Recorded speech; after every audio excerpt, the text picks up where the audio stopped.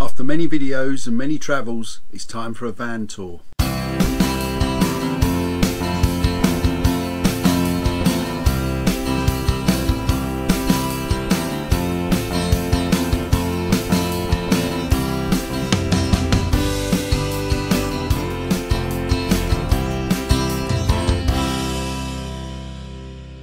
If this is your first visit to the Fire Truck Camper, then thanks for coming. If you've found your way to this video from some of my others, then thanks for coming back. I've been wanting to make a tour video for some time, and now that things have settled down in here, I think it's time to make one. So here goes. I'm not really sure where to start, so I think I'll introduce the truck and have a walk around outside. So behind me is the fire truck. It's a Mercedes Benz 608D from 1983, Ziegler LF8 fire engine, direct from Germany. Outside, the fire truck is basically untouched, exactly as it was when it came from the fire department.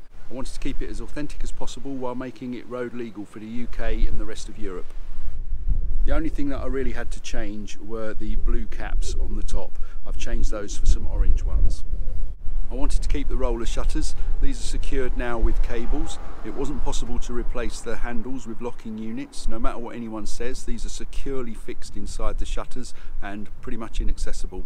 All of the roller shutters open, including this one at the back.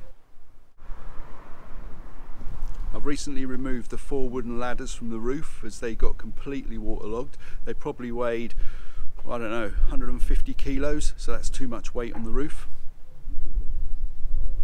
I've added a patio awning for the sunny days.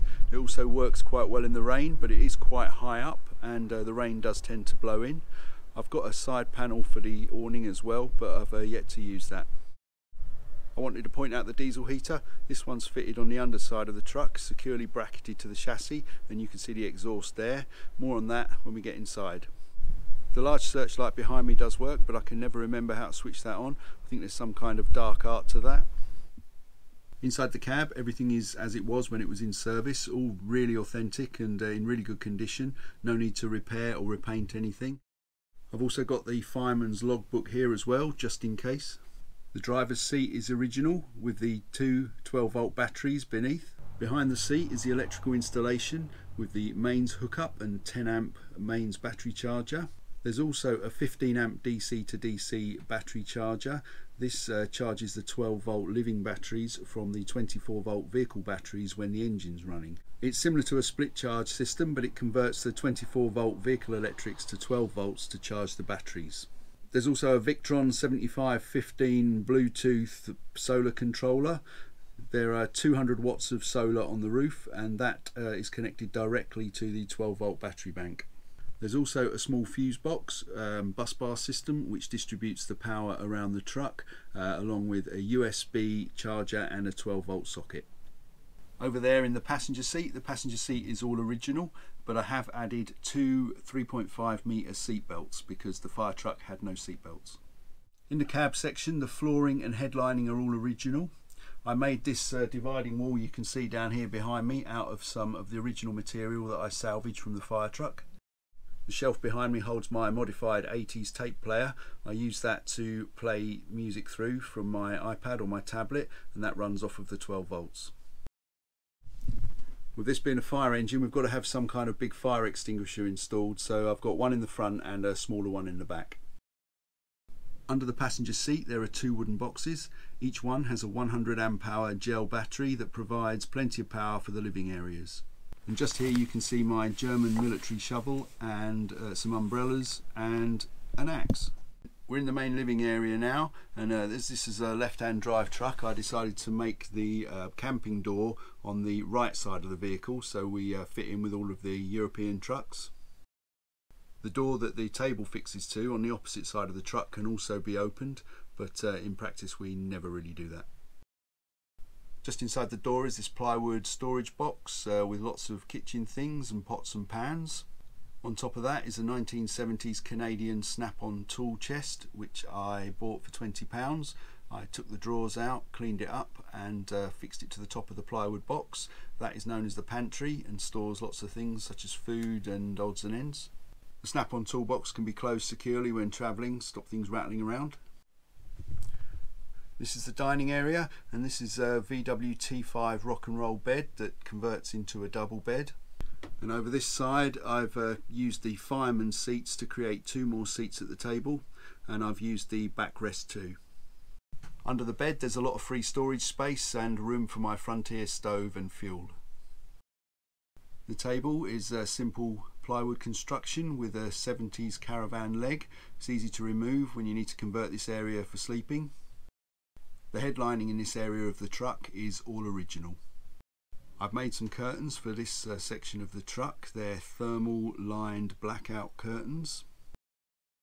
They fix to these marine grade hooks. There's a lot of glass at this end of the truck and they do really block out the light. Moving on to the right hand side of the truck, just below inside the door is a gas locker. This gas locker is required by law if this is a live-in vehicle, and this one has the regulation dropout vent below. The gas locker is a metal box and I've added the appropriate stickers. Above this is an American RV branded hinged table. It can be lowered, but it's normally now in this position, which is really handy when cooking. Above this is a coffee grinder that I repaired, and I bought this in Liège, Belgium.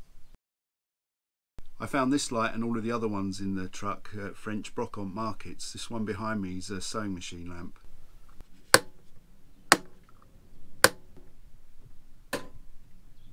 Moving on to the second half of the van, this is the area which had all of the tools in it and no headlining. The roller shutters occupy this space and I needed to work around those.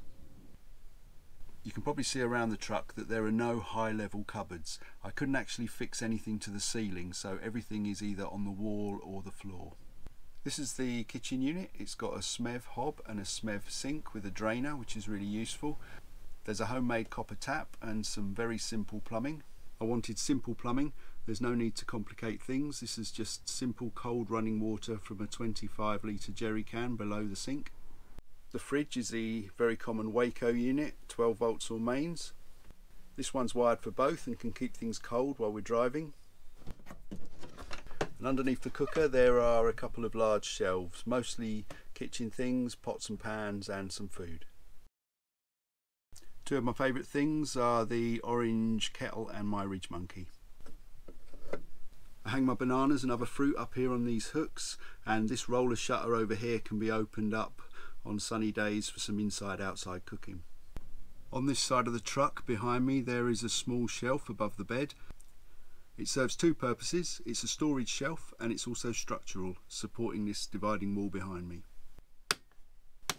This light behind me also came from France, refurbished and painted. It's connected via the conduit to the 12 volts and runs at around 3 watts I think. The number plate on the wall is the number that I had when I drove the truck back from Germany. It's a German export plate from 2017.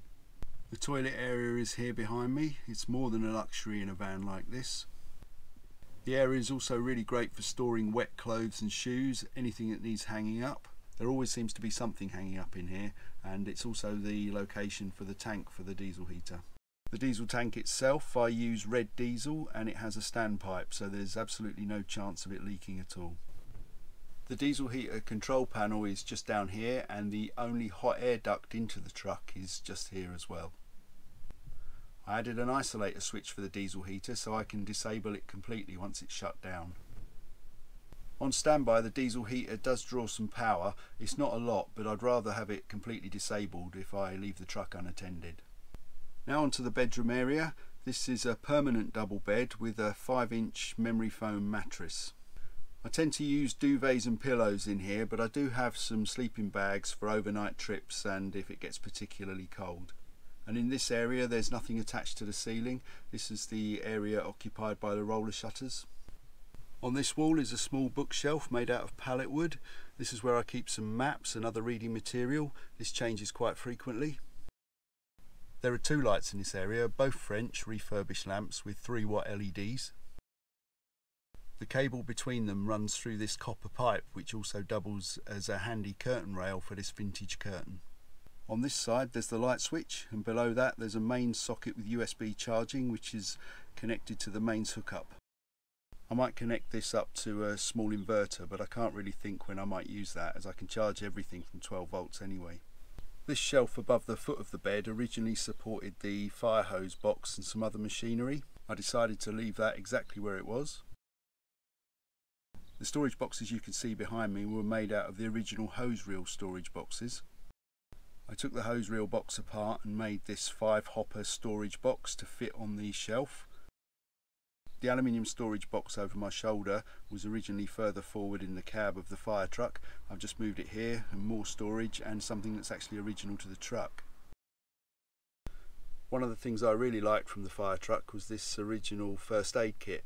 It was originally under the seats towards the front of the truck. I decided to move it to the back here. It's quite a comprehensive first aid kit and a cool box as well. On the shelves I made, I added some more of the original features. This rubber strip was originally elsewhere in the truck, and these hooks were in the cab as well. I also added this copper pipe trim. It's really useful for stopping things from falling off the top of the storage box when we're travelling. This is a really cosy bedroom area, especially when the heating's on. I don't see the need to stuff the truck full of insulation. I think things need to breathe, and so do I. There's a lot of metal in here, and rather than cover everything to try and prevent condensation, I'd rather let the moisture escape. It never gets really cold, and it's insulated well enough for me, and that means I don't have any hidden rust to find later. On warm days and nights, the shutters can be opened for ventilation, which is nice. I haven't actually added any windows in this section because I prefer to sleep in the dark. I've got 2 smoke and carbon monoxide detectors in this truck, one in this bedroom and one in the other sleeping area further forward. I test these regularly, and I've never had any alarms from them. Here's the view from the back of the truck all the way to the front. It's about 6.5 metres of usable living space, which is plenty of room for a family of 4. I'm sure there'll be plenty of things that you've noticed and I've not mentioned, but that's all I can really think about now. I hope you like the truck, and if you see me out and about on the road somewhere, please come and say hello. I'm always happy to show people around. So I hope you liked the video. If you did, please subscribe, hit the like button below and leave me a comment, and I'll see you on the next one. Bye.